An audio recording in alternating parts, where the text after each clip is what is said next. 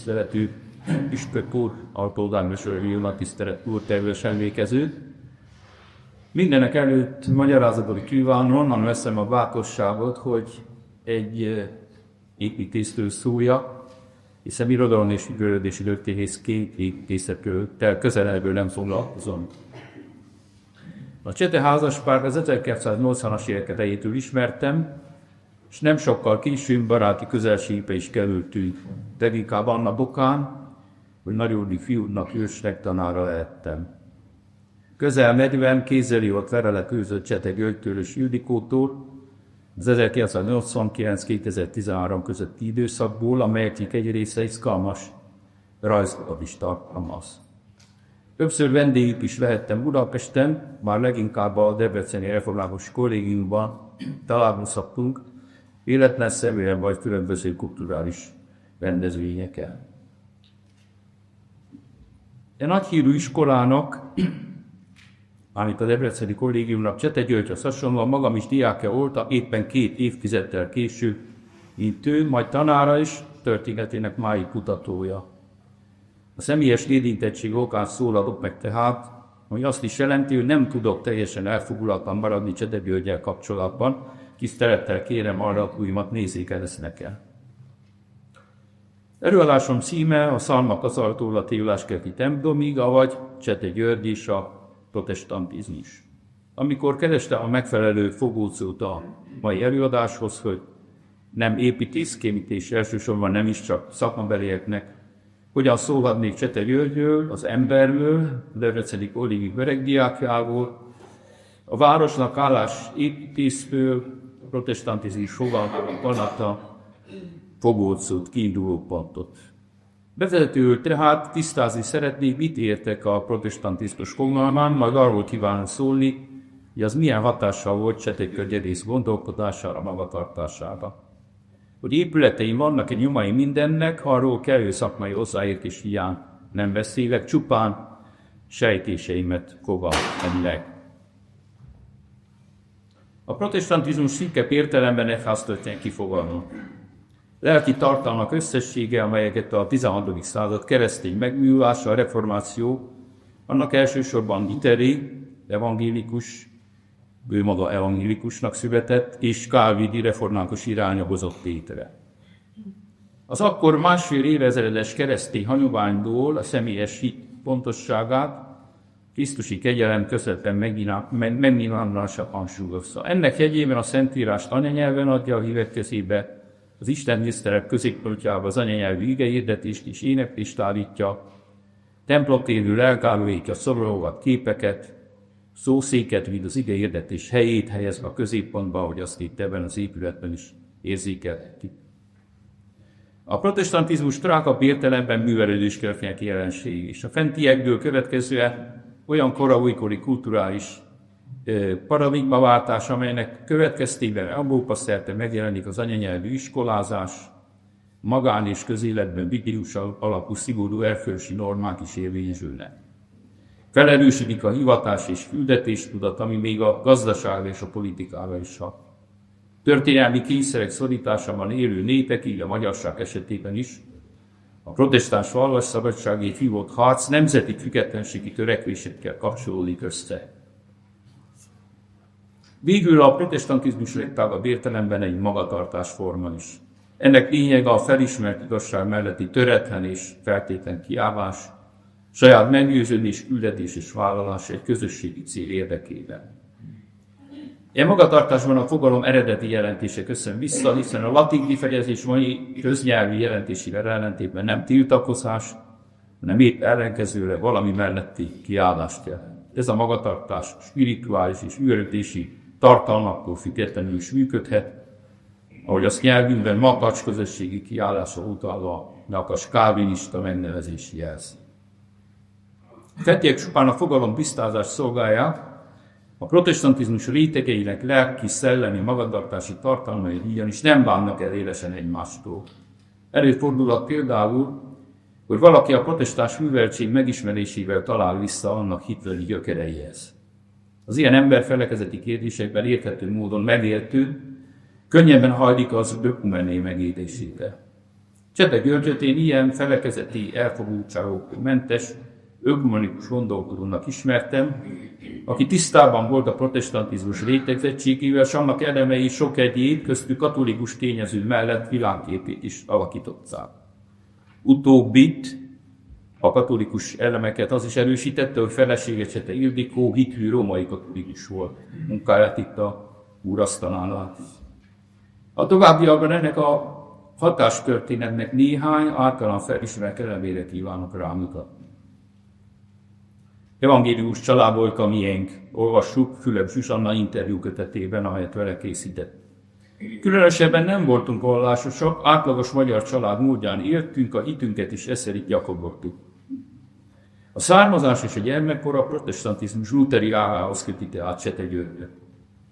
És vallomása szerint ez a kötődés lelki és kulturális értelemben elhalványulóban volt a családban. A 20. század közepén vidékről a nagyvárosba, különösen a fővárosba kerülő értelmiség világképével, ő megjárta az utat előbb egy szentesnél nagyobb városba, vagy majd még egy nagyobb a fővárosba került. Tehát a fővárosba kerülő értelmiség világképében az erősödő szekularizáció, az elvilágosodás és a hivatalos ateista ideológia hatásának a Csete György által átlagosnak nevezett vallásos kötődés tovább halványodott, vagy akár meg is szűnhetett. Csete György sorsa azonban másképp alakult.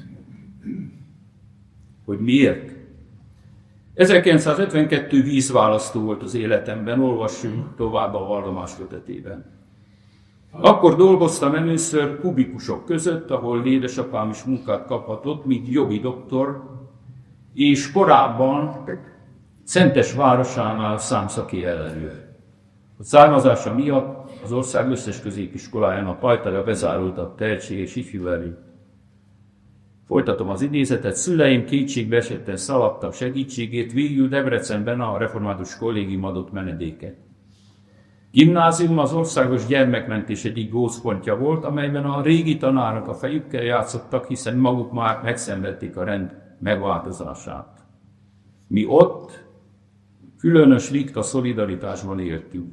Gondolkodó kis kamaszok, akik játékos csínyek, várnacsaták közepette élték világukat, és egymás előtt is elvallatták, hogy kik is voltak a szüleik. Ezt én még a 70-es évekből is megerősíthetem. Akkor már nem volt ennyire erősen menedék a kollégium, de azért nagyon sokan voltunk lelkész gyerekek, vagy ugye a társadalom peremére szorultak gyermekei.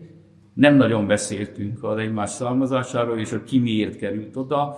Úgy nagyjából tudtuk, örültünk, hogy élünk, és hogy jó helyen vagyunk, de ez nem volt beszédtéma. Nem azért, még ha féltünk volna erről beszélni.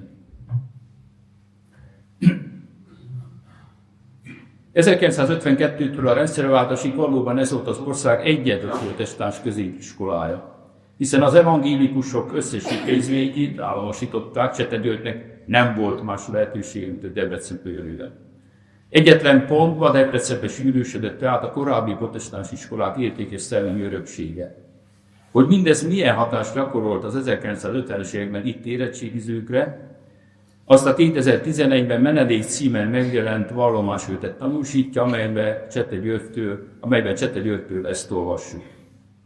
A város és a kollégium hárán köteleznek. Életben maradtak. Sajnálom, hogy nem itt születtem, de legalább itt tanulhattam. Most egy filmrészletet nézzünk meg, és itt is megköszönöm a Dunatáj Alapítványnak a hozzájárulását ahhoz, hogy beletekintessük a filmbe. Nem publikus, eddig ezt nem vetítették, tulajdonképpen nyersanyagot kaptunk. A 2000-es évek elején, nem tudom pontosan mikor készült, de a film egy későbbi részében, amelyet majd befejezésig fogok bejátszani, azt halljuk, hogy akkor tervezték ezt a templomot, amelyben vagyunk, tehát 2006 előtt vagyunk, 2004 körül talán.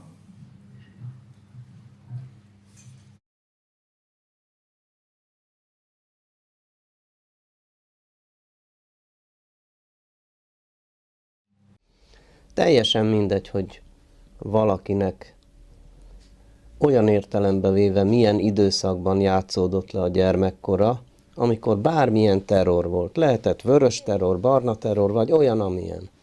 A gyerek a dolgot, a világot egészen másképp éli meg, tehát még a legszörnyűbb időszakot is a maga eredendő egészségességével nézi, és lehet, hogy mikor visszatekint rá, akkor az nem is volt olyan borzalmas, pedig az is lehet, hogy a szüleit felkoncolták, eltüntették, megalázták, de a gyerek más szemmel nézi a világot, ez nagyon fontos.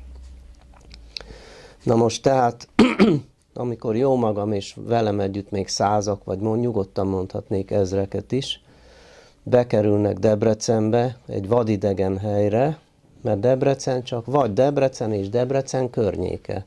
De ha valaki az Alföldnek másik tájékáról, vagy netán Dunántúlról, vagy a fővárosból kerül oda, annak a számára ez egy idegen hely.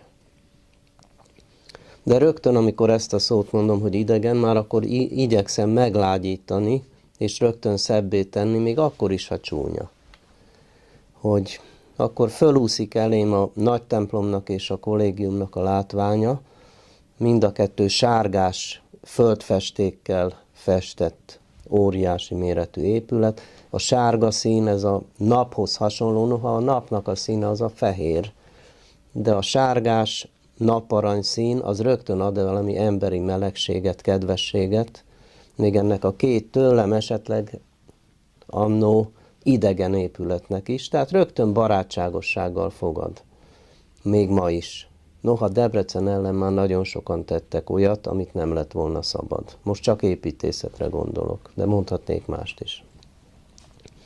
Tehát amikor én Debrecent, mint szót hallom, akkor én bennem ez a kedves meleg kép sejlik fel, hogy engem ott szerettek, engem ott befogadtak, és minden, ami egyáltalán e köré a fogalom köré rajzolódik. Azok az épületek engem szerettek.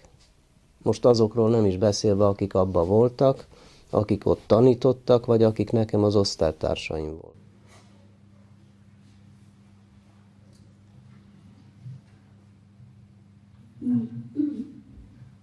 Csete György Debrecenben szembesült azzal, hogy a keresztény hit nem feltétlenül fakuló, majd elhaló hagyomány, ahogy a hivatalos ideológia súlykolta, hanem élő valóság, lehetséges világnézeti alternatíva a diktatúra szorításában. A kollégiumban ekkor már csak két oktatási intézmény működött, a gimnázium és a teológiai akadémia. Lelkészi pályára készülő teológusokat 2 évvel korábban, 1950-ben elbudalta ki az Állami Egyetem. Velük a gimnazistáknak rendszeres közös programjaik is voltak. Csete György tanárai között is számos kiváló, a háború előtt külföldön is tanult paptanárakat, akik világi szakjaik mellett teológiát is végeztek ki, osztályfőnökünk Szabó László, de dr. Tóth Kálmán meg Pál Antal is.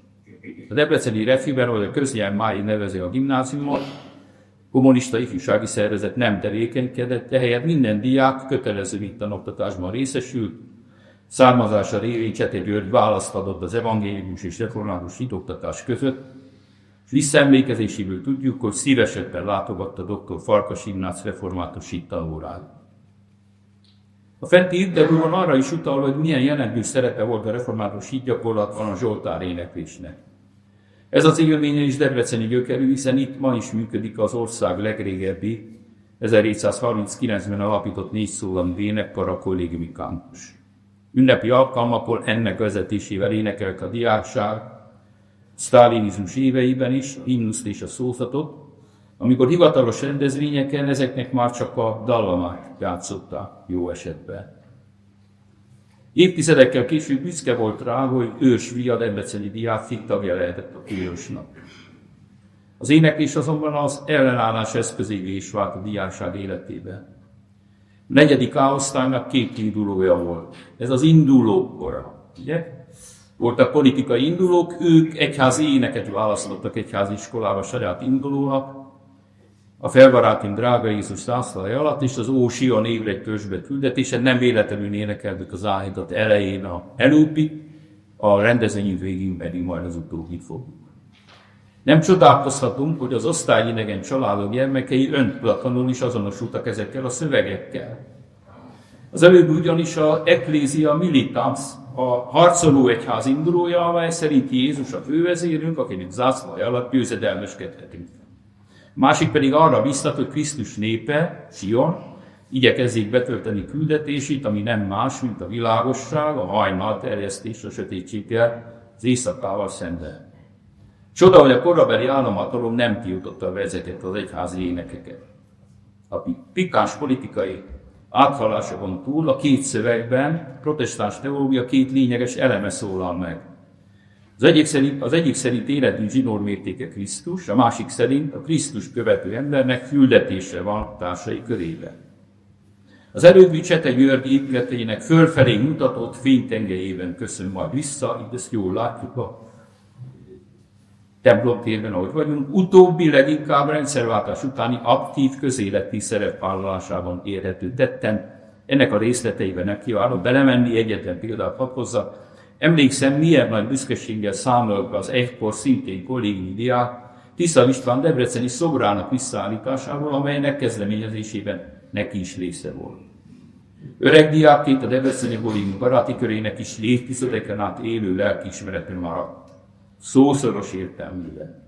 Leveleiben, amelyet nekem, és tudom, hogy párhuzamosan Bölcskei püspök úrnak is küldözgetett, az Egyesület elnökeként engem is gyakran emlékeztetett, különösen 2006 és 2012 között történelmi mulasztásaikra. Így született meg többek között gróf Tisza István kollégiumi domborműve is. Ebbéli kellemetlenkedéseit 2007-ben a kollégium a Csete házasságnak adományozott Betündáka díja üdvözlte.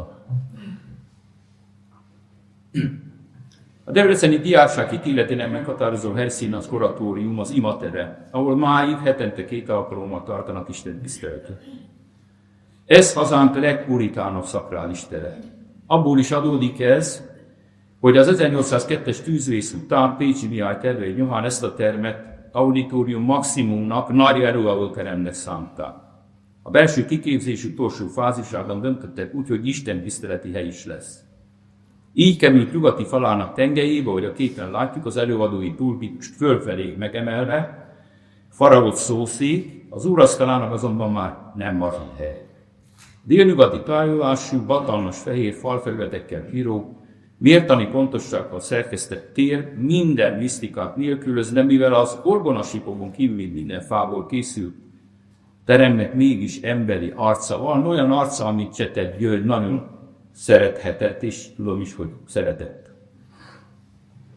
Inkább készített gondolkodásra ez a terem, mint áhidatra, és annyira református, hogy minden pontjából akaratlanul és a faragott szószékre terelődik a tekintet. A 400 fős teremben egyedül itt található néhány a végtelenség leegyszerűsített szimbólum. Ilyen a melvédett díszítő méretes náv vagy fénykorom, középen egy rozettával, ami közismert Krisztus jelkép. Én vagyok a világ világossága, mondja Krisztus magáról. Fölötte, szószék fölött, pedig a már légies szószék korona, amely vékony, hajlított, vagy azt imitáló fa elemekből áll. Ezek sátorszerűen egy közös csúcsban találkoznak, ami fölé egy virág bímó, leginkább talán tulipáni magasai. Nyilván nem véletlen, hogy az oratórium jellegzetes elemei, a centrális elrendezés, a nap vagy fénykorong, a hajlított ívek, tulipán, Csete György építészetében is visszaköszönnek. Mindez természetesen a református szakrális terek közös motívum kicséből is adódhat, az azonban elgondolkodtató, hogy a jeles építész élete legfogékonyabb 4 esztendében, számítások szerint legalább 250 órát töltött itt ebben a teremben. Én ezt kiszámoltam, abban az időben ugye nagyon ritkán utaztak haza, még az általában egy részét is ott tartották az 50-es évben, körülbelül 250 óra jött ki, ez nagyon-nagyon sok, beleírtva a saját templomait is, amelyeket épített, vagy tervezett, azonban sem töltött el időt. Vizuális típusú emberre ezeknek a elemeknek, ezeknek a szimbólumoknak hatnia kell. Ez tehát az a templomtér, amelyben élete során a legtöbb időt töltötte, a maga tervezte épületeket is beleértve. A terem jelképeinek közvetlen hatását nem is tudom bizonyítani, az mindenképpen ellesette innen, hogyan lehet a szakrális elemeket a végtelenségig leegyszerűsíteni. Csete György építészete ökumenizmusának ugyanis éppen az a lényege, hogy a katolikus templombelsőt is protestáns szemmel igyekezett megszelídíteni. Erre most itt nem hozok képet, halásztelken, ha valaki jár, nézze meg. Az egy katolikus templom, de protestáns visszafogottsággal. A református templomok kiüresedett jelképeibe pedig meghittséget igyekezett visszavarázsolni, hát ezt itt nagyon jól látjuk azon körül.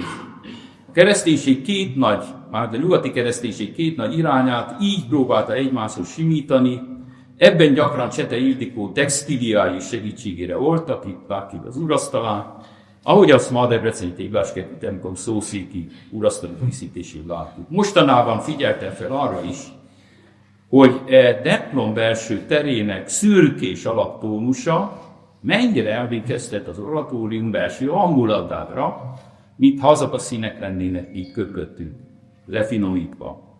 A debreceni kollégium oratórium azonban nem csak istentiszteletű, hanem nemzeti emlékhely is.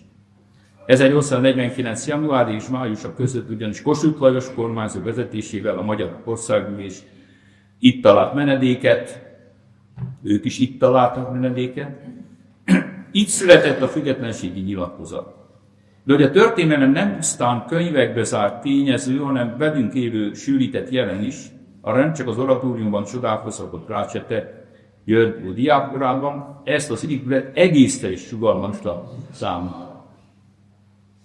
A főbejárat két oldalán és az udvar földszíni járkálydeli alatt 28 bronz dombormű idézi történelmi nagydíjat, egykori diákokat, professzorokat, patronusokat, Megyesi Ferenc, Páczali Pál, Bekködön, Pásztor János és más kiváló szobrászek olyan neműdők arcképét formálták ki, mint Csokonet, Kölcsei, Arany János, Ady, Jókai Móricz, Bethlen Gábor, az öreg Rákóczi György.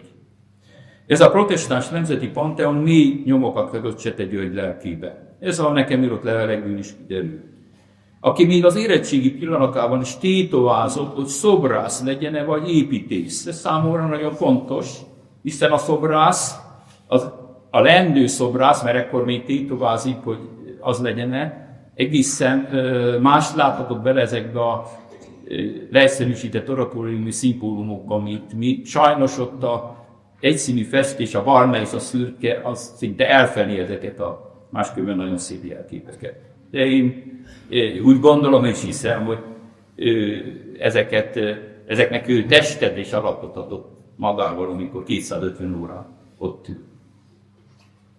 Évtizedekkel később így van mindenről. A himnusz költője és naponta köszönt bronzarcával valahányszor belépett a Kálvin térről a bejárati vaskapun. Csete György első erdélyi élménye is Debrecenhez kapcsolódik. A város közjogi értelemben sosem volt a fejedelenség része, de kollégiumát Bocskai, Bethlen Gábor, a két Rákóczi György és az abba élő fiak alapítványai emelték 17. század végére az ország iskolájára. Bocskai szobra, nagy templom és a kollégium közötti emlékkertben áll, többiek bronzplakettje részét képezi a kollégium udvari panteonjának. Az érettségiző Csete György abban a díszegyenruhában, a tógában ballagott 1956 májusában, melyet még öreg Rákóczi György rendelt el a debreceni diákok viseleteként. Ritkán szoktuk így egymás mellé állítani, tehát elég föltűnő a hasonlóság a két öltözet között, csak ugye ez már egy 20. századi, bocsánat a kifejezését, lebutított változat, amit ma mi tógaként ismerünk. Az eredeti tóga az közelebb állhatott a bocskai öltözetéhez, mint ami ebben a 14. századi fejedelmeket ábrázolni szokták. És még valami. Ezen túl menően, míg gimnazistaként megkapta ajándékba valakitől Debreceni László erdélyi református templomok és tornyok, ez egy 1929-es kiadott című munkáját, amely későbbi munkásságának egyik fontos ihletője lett. Innen még hosszú és göröngyös út vezet a Kóskárolyra való későbbi személyes ismerettségéhez. Tudom a családtól, hogy Makovec is ő mutatta be később, Csete György előbb került kapcsolatba Kós Károlyal, Makovecz Imre csak később, és Csete György volt az, aki között. Élete utolsó éveiben Csete György a korábbinál is gyakrabban tért vissza a diákkora helyszínére. Már csak azért is, mert a 2000-es évek első felében a Tégláskerti templom tervezésén, majd építésén dolgozott igen nagy buzgalommal. Ha tehette, a kollégium vendégszobájában szállt meg, többnyire felesége Judikó is elkísért, és szívesen üldögéltek az udvar fája alatt. 2006-ban 50 éves érettségi találkozóján büszkén mutatta meg egykor diáktársainak az elkészült templomot. Egyik 2008-ban kelt leveléből kiderül, hogy lelkeményén avval reménykedett, talán felkérést kap az államtól visszakapott Borsos József által tervezett református egyetemi templom újjáépítésének terveiben is. Sajnos a munkálatok anyagiak hiány akkor elmaradtak, a munkák hiteles elkezdését azonban már ő nem élette meg. A debreceni kollégium udvarán ünnepelte a barátaival 70. születésnapját is, amelyre levélben engem is invitált, jelezve, hogy az Uranduet laborandó alatt találkozunk. A timpanomba vésett felirat imádkozva és dolgozva közös keresztény örökségünk, hiszen felszólító módú alakja, Koraet Labora, a bencések elmondata, amit aztán a reformáció erősített meg újra. Kávin János szerint, akinek arcképmása arany és kölcsönszomszédságában szintén a kollégium homlokzatáról tekint rá, az ember feladata, hogy Isten kiválasztó kegyelméért háláló társai javára munkákról kér. Ez a protestáns munkaetika alapja, imádság és munka szakrális és világi jegybe kapcsolódásával így válik az egész élet Isten tiszteletté. Elgondolkodhatunk, vajon nem ennek a gondolatnak a jegyében lényegülnek-e át Csete György hétköznapi célokat szolgáló épületei, erről talán majd Fia Bős többet mond, például az Orfűn forrásház szinte szakrális építményé. A közösség egészéért végzett tevékenység, legyen az kórusbeli éneklés, rézmetszés, a kújzoltás, Ventiek jegyében vált évszázadok során a debreceni diákélet személyiségformáló, életre nevelő elemjévé. Mindebből a hagyományból, ami a református kollégiumi diákélet gerincét képezte, Csete György diákkorára már csak törmelékek maradtak, utolsó darabkáit a kommunizmus igyekezett eltakarítani. Dr. Tóth Béla magyar latin szakos tanár azonban szakkörnek átszázva nem kevés kockázattal az 50-es években is működtette az iskola önképzőkörét. Ebben a közös vállalkozásban minden diáknak más-más feladata volt. Volt, aki műsort szervezett, verset írt, szavalt, előadott, tagdíjat szedett be, vagy éppen jegyzőkönyvet vezetett. Innen tudjuk, hogy a diák Csete György, mármint a följegyzésekből, irodalmi pályamunkája 1954-ben 3. díjat kapott, sajnos ennek a pályamunkának a szövegét nem ismerjük. Ismerjük viszont azokat a rajzokat, amelyeket a önképzőköri naplóba ő készített. Az 1954-55. tanév jegyzőkönyvei megőrizték néhány illusztrációját, mert a kollégiumban még a jegyzőkönyv díszítésének is régi hagyományai voltak. A művészi öntudat első megnyilvánulásának tekinthetjük, hogy az anonimitás gyakorlatával szakítva az önképzőköri naplók rajzai általában nem jegyezte senki, nem tudjuk, hogy kit készítették, Csete György kivétel volt, színlózta ott van mind a kettőnél, középen pedig a könyvelet bal oldalon a Cséngyé monogram. 11 évvel látta el tehát a saját rajzait. Az önképzőkörök hagyományosan közös gondolkodásra, mai szóval élve projektmunkára nevelték a diákokat. Ez a minta hogy ír tovább? Építészeti pályája során Csete Györgynek rövid időre egyedül a pécsi csoportban, és úr már említette, vélhetően Csete Őrs is szól majd erről, nyílt lehetősége ilyen irányú asztalatai kiteljesítésére, az is egy ilyen országos nagy építészeti önképzőkör volt szerintem. Hogy aztán az építészet magányos farkasrámá vált, az már nem rajta múlott. Látható tehát, hogy a kálvinista Róma meghatározó szerepet játszott Csete György világképének alakulásában. Azonban nem csak első diákkori eszmélkedése kapcsolódik a városhoz, hanem építészi pályájának záró akkordja is a Tégláskerti református templom tervezésével. A mai rendezvényre készülve az elmúlt hetekben kétszer is jártam a épületben, ezúttal is köszönöm a tisztelet úrnak, hogy bejuthattam, leülhettem, beszélgettünk. És ott egy régi telefonbeszélgetésünk jutott eszembe. 2009 nyarán, miután postán megkaptam kéziratát, amelyet a Menedék című kötetbe szánt, ez a 50-es években a református kollégium gimnáziumban végzett diákoknak a visszaemlékezését tartalmazza, és láttam, hogy az csupán egyetlen rövid lapocska, az sincs teleírva. Azonnal fölhívtam, és kissé méltatlankodva kérdeztem, miért fosztja meg az utókort attól, amit a debreceni kollégiumról mesélni tudna. Tudtam, hogy nagyon sokat tud a kollégiumról. Lakonikus stílusában csupán ennyit válaszolt. Mindent beleírtam abban néhány sorba, olvasd csak addig, amíg mennyit érted, aztán letett a telefon. A dolog akkor annyiban maradt, én mint szerkesztő közöltem a rövid írást, a könyvbemutatón ott ült ő is az érdeklődők seregében, és bölcsen szótlanul hallgatta társai többnyire hosszadalmai számol. Most, az elmúlt napokban mi, Tégláskörti templom egyében talán megértettem végre valamit abból, amire Csete György gondolat. Írás a címe a Nagy Sárga Szalmakozal, és itt érkezett a előadáson címéhez. Ennek az elejét idézem. Gondolnád, hogy ott, ahol olyan jó üldögélni a fák árnyékával, amit a kollégium udvarán, 1952-ben, egy kopár udvaron hatalmas szalmakazal sárgáló, napfényes szeptember elején, két kiskölyök buzgókodik mellette, és tömi a szalmazsákját.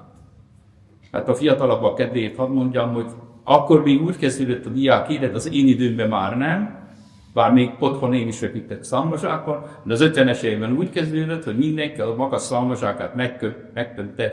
Ez a nagyon jó, szerves anyaggal, mert ezen egészséges azért feküdni ennyi hozzá, de nem volt ez olyan rossz szálláshely, de mégiscsak a szegénységnek a jel volt ezt, hogy ez volt a diáknak az első feladata, hogy a saját szalmazsákát kollégium udvarán a szalmakazalból tömje meg. Néhány sorra lejjebb így folytatja. A Tégláskert Szepes utcában épített új református templomért Debrecen az egyik régebben élt főépítésze Borsos József nevét viselő nívódíjat juttetett ki. Különös egybeesés, hogy én az ő halála évében, 1952-ben kaptam menedéket Szabadságőrvárosában, ahogy Kossuth nevezte Debrecen 1849-ben. A nagy sárga szalmakazal a kollégium udvarán a maga rendezetlenségével a Tégláskert templomban szervezett rendben szétszállalva mosolygott most vissza rám, amikor újra beültem. Hát én ebben látom, hogy körülvételen ezt a szalmakazalt visszaköszönni. A színében, formáiban, rendezettségével, mintha ezek az apró kis falapocskák, és amikor készültünk erre a rendezvényre, akkor nagy tisztelet úr ráhívta nekem, hogy Csete Györgyöt kiült az udvaron, a munkások itt dolgoztak be, és nem volt teljesen megelégedve a kis pulpitusnak a részleteivel, és úgy üzengetett be, hogy fél beönni, hogy még zavarhatja őket, mi voltak kérdések. Ő nagyon-nagyon fontosnak tartotta, hogy ez úgy fessen, úgy hasonló, úgy nézen ki, ahogy azt elképzelte. Én úgy gondolom, hogy őt ebben ez a szalmakazal inspirálta. És hogyha itt szétnézünk, akkor olyan, mint hogyha olyan kis apilószalma szálakból lenne összerakva. Egészen a torony csúcsig, most egy esély nem látható, de valaki megnézi, akkor ezek is ilyen apró kis szálakból vannak összerakva. Tehát én úgy gondolom, hogy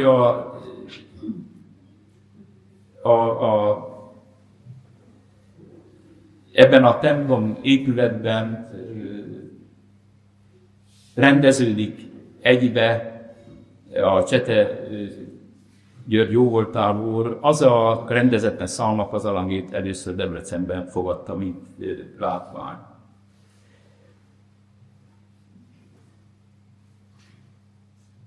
Gyakran olvassuk, ez a két filmben ott is látható a kiállítás részletében, hogy Csete György pályája az Orfűi Porrásráztól, ez az organikus művészetnek ma már egy ikonikus darabja, ugye? Mintha egy gombát, majd zubát tápnánk az erdőben. Ebben emberek dolgoztak, és szerintem dolgoznak mai napig, ugye, munkahely. Tehát pálya az orfűi forrásászól a Debreceni Tégláskerti Református templomi ível. A pálya kezdete előtt, a felkészülés időszakában egy nagy, rendezetben szalmakubacsot átült a református kollégium udvarán, amely legalább annyira derűs látvány is, mint amennyire ijesztő, hiszen hancúrozni is lehetne a gyerekekről van szó, s némi erőfeszítéssel az ide menekülő szegény diák fekhelyévé válva. És mint ilyen egy picit még a betlehemi jászol képét is elénk idézi a szalmával. A pálya végén pedig egy hatalmas szalmaszaklatból mesterien szerkesztett debreceni templom áll, amelyet az egykori debreceni diák hálája jeléül ajánl fel az őt valamikor befogadó városnak. A pálya tehát egy hosszú, szorgos rendrakás folyamatát írja le, a protestáns etika kínálva kívánalmai szerint.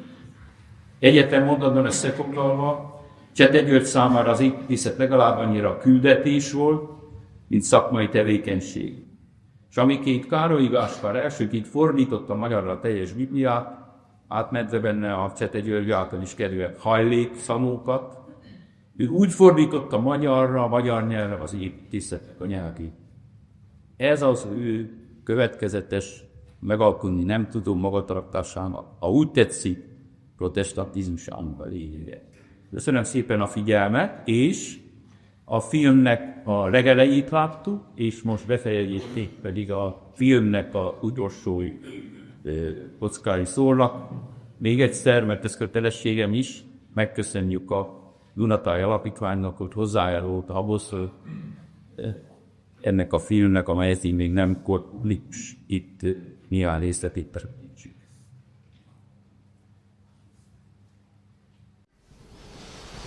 Szóval az eltelt 4 év az emlékek füzére, általában jó emlékek füzére, de vannak tragikusnak tűnő napok is. Tél.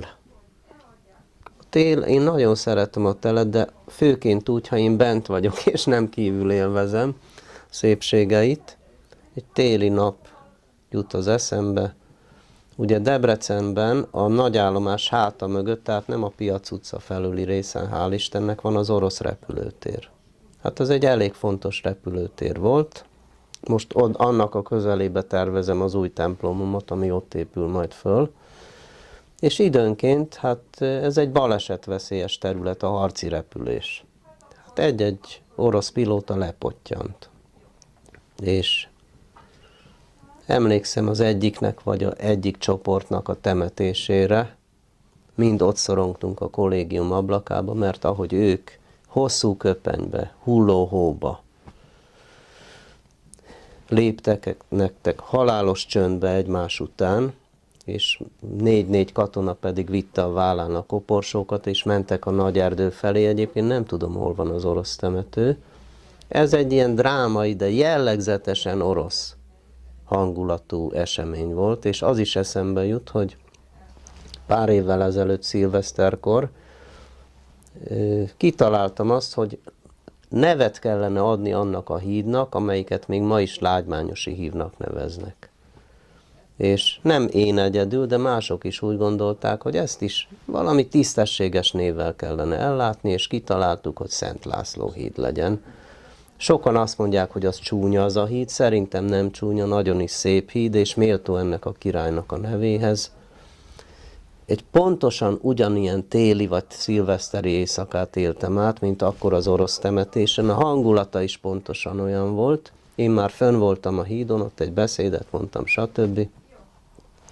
A tömeg pedig, vagy a hallgatóság, vagy az esemény résztvevői indultak föl, így kanyarogtak a hóesésbe fölfelé a hídra, míg nem megérkeztek, de ezek a teljesen bizantin, mintha Moszkvába lettem volna, a kép olyan volt a hulló hóesésbe.